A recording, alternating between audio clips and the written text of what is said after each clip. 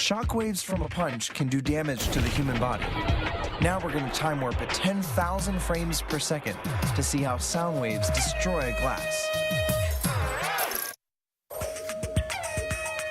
Jamie Vendera is famous for using the sound of his voice to destroy wine glasses.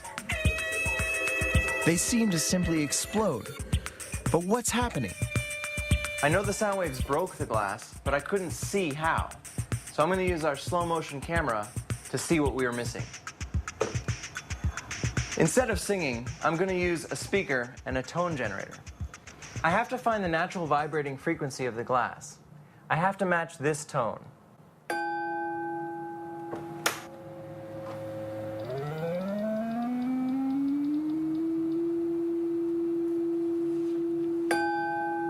That's it. This is the exact tone to make this particular glass vibrate. When the tone is loud enough, the glass will shatter. I can feel the glass shaking, but I can't see it. If I add a straw, then it's more obvious. So what's happening here? The straw gets tossed side to side, but I can't see why. Let's record it while I crank the volume.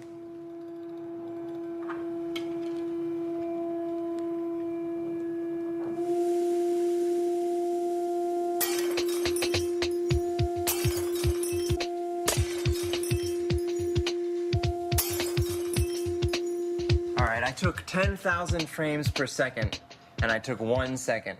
If I were to play back this whole video, it would take 8 minutes to get through. Oh, this is amazing. What felt like the whole goblet vibrating is actually the rim bending back and forth, 337 times a second, the same rate as the sound waves. If I draw in the sound waves, you can see what's happening. One wave comes out of the speaker and pushes the side of the wine glass.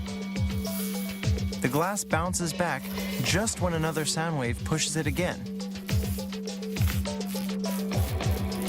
If the timing or frequency of the sound waves is exactly right, the motion will build until the glass breaks.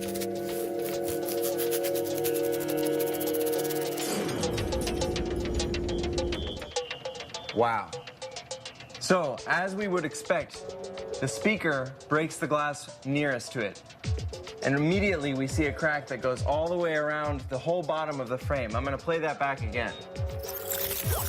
This is where the initial fracture happens, right nearby the speaker.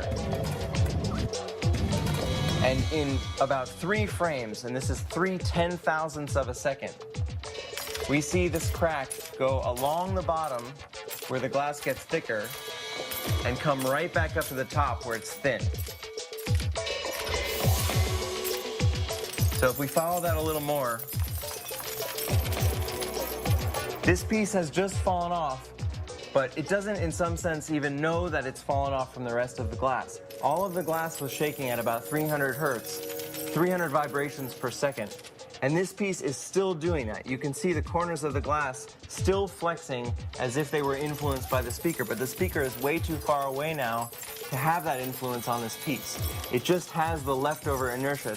And we see that in all the pieces here, even along the top edge of this glass. This piece of glass is not resonant at that frequency anymore, so it can't get energy from the speaker, and all that we see shaking is the leftover energy from what the speaker gave it in order for it to break.